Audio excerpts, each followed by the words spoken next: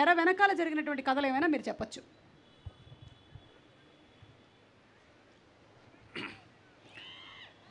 అందరికీ నమస్కారం. Good evening Vizag. నేను వైజాగ్ అల్లుడిని, మీకు అందరికీ తెలుసో తెలీదో. దొండపర్తి మా అత్తవారు. సో ఇక్కడే సగం దొండపర్తి ఇక్కడే ఉంది, కూర్చున్నారు. వీళ్ళందరూ కూడా నా గ్రోత్ని నేను ఎక్కడ మొదలు పెట్టానో అక్కడి నుండి ఈ స్టేజ్ మీద ఇక్కడ నిలబడిన దాకా ప్రత్యక్షంగా చూసిన వాళ్ళంతా ఇక్కడ ఉన్నారు. వాళ్ళందరికీ నమస్కారం.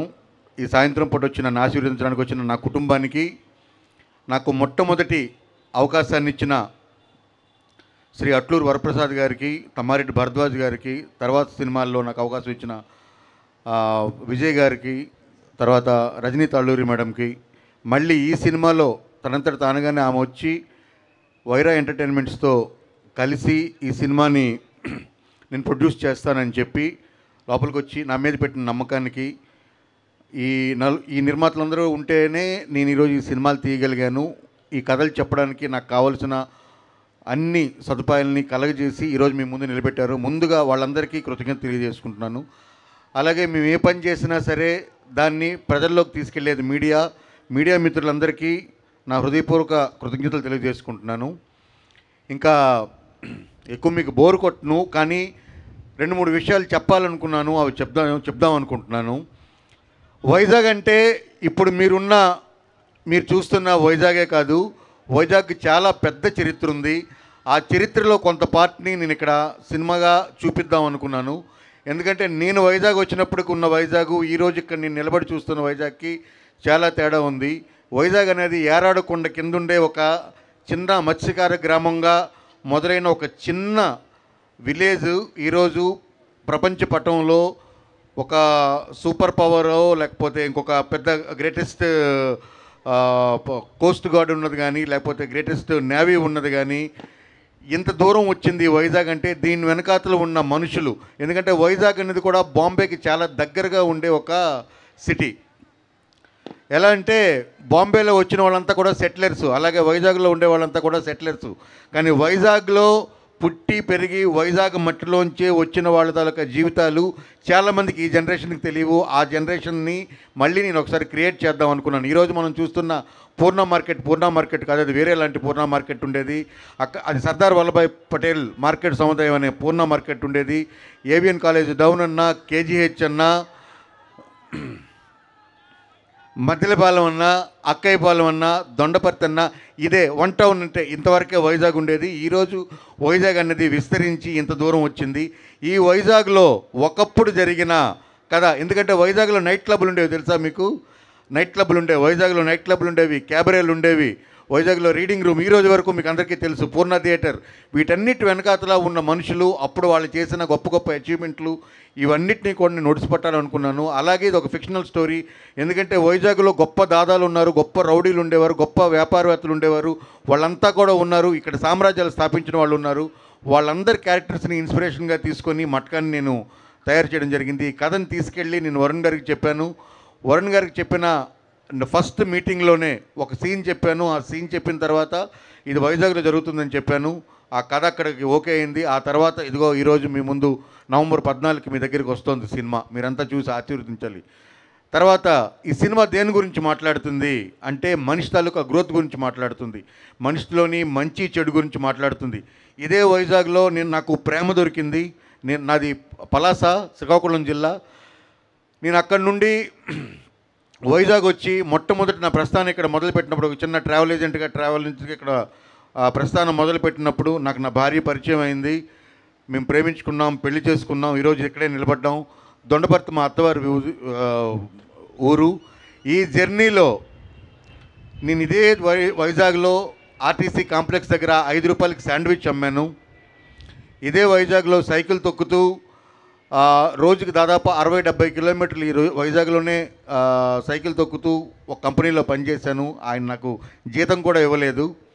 2 నెలలు పనిచేస్తాను. అంటే ఇన్ని రకాల స్ట్రగుల్స్ దగ్గర నుండి కూడా నేను వచ్చి చివరిదాకా నాకు నిలబెట్టింది ఏంటంటే కన్సిస్టెన్సీ. నేను హార్డ్ వర్క్ చేద్దాం అనుకున్నాను, హార్డ్ వర్కే చేశాను, పని మీదే ఉన్నాను, పని తప్ప ఇంకేమీ చేయలేదు. పని చేస్తే మన దగ్గర ఉన్న కృషి అవతల వాళ్ళకి అర్థమైన రోజు ఖచ్చితంగా మనకు సక్సెస్ వస్తుందని నేను నమ్మాను. సక్సెస్ ఇప్పుడు వచ్చిందా రాలేదా అని పక్కన పెడితే ఈరోజు ఇక్కడ నేను నిలబడ్డాను చూసారా. నా భార్య నాకు 3:30కి మధ్యాహ్నం 3:30కి ఒక 20 రూపాయల వస్తువులతో ఇంత చట్నీ చేసిస్తే నేను ఆపోజిట్లో ఉండే బేకరీలో రొట్టెలు కొనుక్కొని వచ్చి ఆర్టీసీ కాంప్లెక్స్ దగ్గర చందు స్వీట్స్ ముందు టేబుల్ పెట్టి 5 రూపాయలకు ఒక శాండ్విచ్ అమ్మిన రోజులు ఉన్నాయి. ఇదే ఊర్లో నేను అమ్మాను. దానికి ప్రత్యక్ష సాక్షి డేవిడ్ అని ఇందులోనే ఒక ఫ్రెండ్ ఉన్నాడు వాడు. సో నేను అక్కడ మొదలుపెట్టాను, ఇక్కడ దాకా వచ్చాను.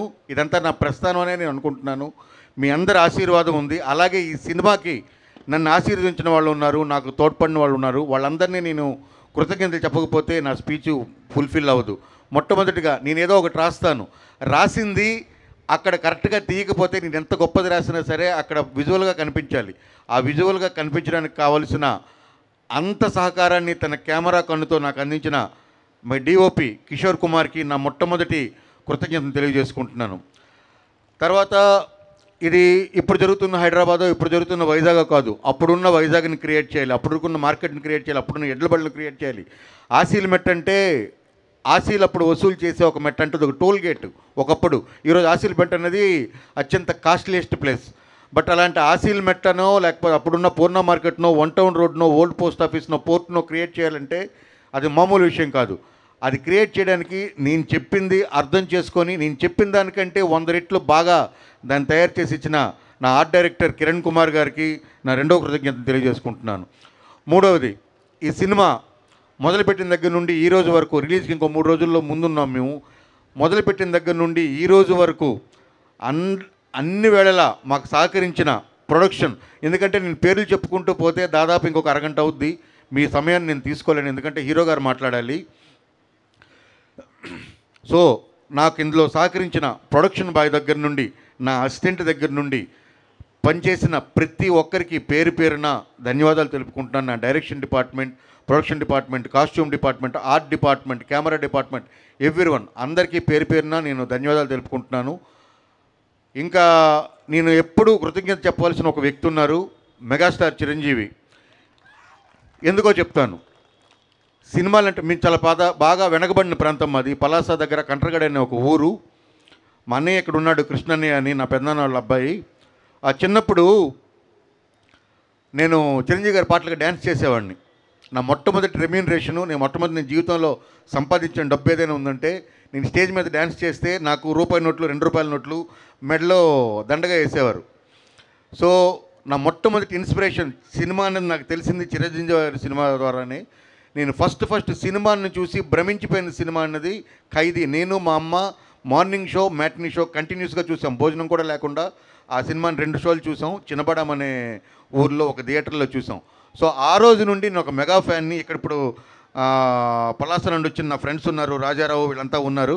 మేమందరం కూడా చిన్నప్పటి నుండి మాది బ్యాచ్లు ఉండేవి, గ్యాంగ్ వార్స్ ఉండేవి, ఫ్యాన్ వార్స్ ఉండేవి. మీకంతా ఇక్కడ ఎలా ఉండేది తెలియదు, కానీ మేమంతా ఫ్యాన్ వార్స్ అంటే అలాంటి ఒక మెగా అభిమానిగా ఉన్న నేను ఈరోజు అదే ఫ్యామిలీ నుంచి వచ్చిన మెగా ప్రిన్స్ని డైరెక్ట్ చేయడం అంటే ఎక్కడ దాకా వచ్చానంటే దిస్ ఈజ్ నా సక్సెస్లో ఇదొక మైల్ స్టోన్ అని నేను అనుకుంటున్నాను. Thank you very much. ఇంకా వరుణ్ గారి గురించి చెప్పి ముగిస్తాను. మెగాస్టార్ చిరంజీవి, నాగేంద్ర బాబు గారు, పవన్ కళ్యాణ్ గారు, వీళ్ళ మధ్యలో పెరిగిన మెగా ఫ్యామిలీలో నెక్స్ట్ జనరేషన్ వరుణ్ బాబు గారు. ఎలా ఉంటుంది మనకి? ఓకే, మనం డైరెక్ట్ చేస్తున్నాం, కథ చెప్పాం, ఓకే, ఎలా ఉంటుంది సెట్ మీద ఆయన ఎలా ఉంటాడు, మనం చెప్పిన టైంకి వస్తాడా, ఆయన బోర్న్ విత్ సిల్వర్ స్పూన్, ఆయన ఎలా ఉంటుంది, ఆయన యాటిట్యూడ్ ఎలా ఉంటుంది, ఇదంతా ఏం లేదు. 2వ రోజు షూట్లోనే మొత్తం అంతా కూడా అర్థమైపోయింది. ఆయనకి ఓసిడి అంటే టూ మచ్ ఆఫ్ ఓసిడి కాదు, ఓసిడి అంటే శుభ్రత అంటే ఇష్టం. కానీ అదే వ్యక్తి నేల మీద కూర్చోమంటే కూర్చున్నాడు, బురదలో పడుకోమంటే బురదలో పడుకున్నాడు. వర్షం అంటే వర్షంలో మేము అనుకుంటాం, బోల్డ్ అనుకుంటాం, బట్ సినిమా చేసేటప్పుడు ఆ పరిస్థితుల్లో మాకు అన్నీ అనుకూలించవు. వర్షం కావాలంటే మనకంతా ఆ టైంకి మంచి వాటర్ వస్తుందా, లేకపోతే తీసుకొచ్చేవాడు ఎక్కడి నుండి తీసుకొచ్చాడు ఏమీ మనకు తెలియవు. అలాంటి పరిస్థితుల్లో కూడా ఆయన ఏ రోజు ఒక్కరోజు కంప్లైంట్ లేకుండా, ఇందాక రజనీ మేడం చెప్పినట్టు నిద్ర గురించి కానీ లేకపోతే ఆయన సదుపాయాల గురించి కానీ ఏమీ ఆలోచించకుండా ఓన్లీ సినిమా గురించి. ఎందుకంటే ఈరోజు దాకా నేను ఒక మాట చెప్తాను, వరుణ్ గారి సినిమాలు మిమ్మల్ని ఎప్పుడైనా నిరాశపరుచుంటే దానికి కారణం కథ సరిగ్గా చెప్పిన కథని తీయకుండా మిమ్మల్ని మోసం చేసే డైరెక్టర్లు ఉండుండొచ్చు, లేదా చెప్పిన కథ తీసినా కూడా దానికి సహకరించిన నిర్మాతలు ఉండొచ్చు. వరుణ్ బాబు ఏ రోజు మిమ్మల్ని మోసం చేయలేదు. స్క్రిప్ట్ తీసిన విధానంలో కానీ, స్క్రిప్ట్ సెలెక్ట్ చేసుకునే విధానంలో కానీ, నటనలో కానీ, ఆయన ఎఫర్ట్లో కానీ ఈరోజు చేయలేదు. బట్ ఈ సినిమాకి ఆయన పెట్టిన ఎఫర్ట్ నవ్వుతో నా భవిష్యత్. నమ్మండి, నేను ఇది గర్వంతోనో అహంకారంతో చెప్పడం లేదో ఆత్మవిశ్వాసంతో చెప్తున్నాను. 100% ఈ సినిమా వరుణ్ గారిని మీరందరూ ఎలా చూడాలనుకుంటున్నారో, ఎలా ఆయన స్క్రీన్ మీద కనిపిస్తే మీరు ఎంత ఆనందపడతారో, ఆయన ఎలాంటి ఫైట్లు చేయాలనుకుంటున్నారో, ఎలాంటి డ్యాన్సులు చేయాలనుకుంటున్నారో, ఎలాంటి పెర్ఫార్మెన్స్ ఒక సీన్ చేశారు ఆయన సింగిల్ షాట్. అది ఎవరు అంటే ఇప్పటిదాకా తెలుగు సినిమాలో నేను చాలా గర్వంగా చెప్పగలను, తెలుగు సినిమాలో ఖచ్చితంగా నిలబడిపోయే సీన్ అవుతుంది. ఆ సీన్ వరకు రీల్ కట్ చేసుకొని వరుణ్ తేజ్ సింగిల్ షాట్ మట్కా అనే థంబ్నెయిల్తో మీరంతా ఫ్యూచర్లో చూస్తారని చాలా గర్వంగా ఘంటాపదంగా చెప్పగలుగుతున్నాను. ఇంకా నాకు ఈ అవకాశాన్ని ఇచ్చినందుకు నా ప్రొడక్షన్ హౌస్కి, నన్ను నమ్మి ఈ కథలోకి వచ్చి నేను చెప్పిన అంటే నేను విసిగించానా, ఆయన ఇబ్బంది పెట్టాను నాకు నిజంగా తెలియదు. బట్ నేను ఏంటంటే నాలో డెడికేషన్లో లేకపోతే నేను పనిచేస్తున్న విధానం ఆయనకి నచ్చిందో ఈరోజు ఒక్కరోజు కూడా నన్ను చాలా కంఫర్టబుల్గా ఉంచి ఈ సినిమాని ఫస్ట్ డే నుండి ఈ రోజు వరకు కూడా కంప్లీట్గా నన్ను ఆదరించి, అభిమానించి, హక్కును చేర్చుకొని నాకు పూర్తిగా సహకరించిన వరుణ్ గారికి నా హృదయపూర్వక కృతజ్ఞతలు తెలుపుకుంటూ, మట్కా సినిమా నవంబర్ 14 వస్తుంది. మళ్ళీ చెప్తున్నాను, ఇది ఓటీటీలో ఎప్పుడో వచ్చినప్పుడు చూద్దాం అనుకునే సినిమా కాదు. ఎందుకంటే దీని సౌండ్ వేరే, దీని తాలూకా రీసౌండ్ వేరే. ఈ రెండూ కూడా మీరు థియేటర్లోనే చూడాలి. ఎందుకంటే అప్పటి వింటేజ్లో వాడిన సౌండ్ ఏదైతే ఉందో, అప్పుడు వాడిన ట్రంపెట్స్ ఏమైతే ఉన్నాయో, ఈ సినిమాకి మ్యూజిక్ ఇచ్చిన జీవి ప్రకాష్ గురించి చెప్పకుండా ఈ స్పీచ్ ఆపేస్తే నేను మీకు ద్రోహం చేసిన వాడిని అవుతాను. 100% ఈ సినిమా తాలూకా మ్యూజిక్ నెక్స్ట్ లెవెల్ మ్యూజిక్ ఉంటుంది. మీకు సినిమాలో ఫస్ట్ ఫ్రేమ్ నుండి లాస్ట్ ఫ్రేమ్ దాకా మీకు గూస్ బంప్స్ వచ్చే మ్యూజిక్ ఉంటుంది. అందరి పెర్ఫార్మెన్సెస్, నోరా ఫతేహి, మీనాక్షి చౌదరి, ఇక్కడ కూర్చున్న మన జాన్ విజయ్ గారి దగ్గర నుండి ఇందులో పనిచేసిన కిషోర్ గారు, నవీన్ చంద్ర గారు, మన సత్యం రాజేష్ గారు. ఇంకా ఎందుకంటే సమయం లేదు, ఒకటి ఇంతమందిని చూసినప్పుడు భావోద్వేగం గురైనప్పుడు చాలా మర్చిపోతాం. దయచేసి ఎవరు తప్పుగా అనుకోకండి. వాళ్ళందరికీ నా కృతజ్ఞతలు తెలుపుకుంటూ thank you very much, thank you all, love you all. November 14న సినిమాని థియేటర్లో చూడండి, విజయవంతం చేయండి. మంచి కథలను చూసి మీరు విజయవంతం చేస్తే ఒళ్ళు దగ్గర పెట్టుకొని జాగ్రత్తగా ఇంకా మరిన్ని కథలు చెప్పడానికి తెలుగు సినిమా ఎప్పుడూ రెడీగా ఉంటుంది. మీరే దేవుళ్ళు, మీరే నిర్ణాయకులు. Thank you very much.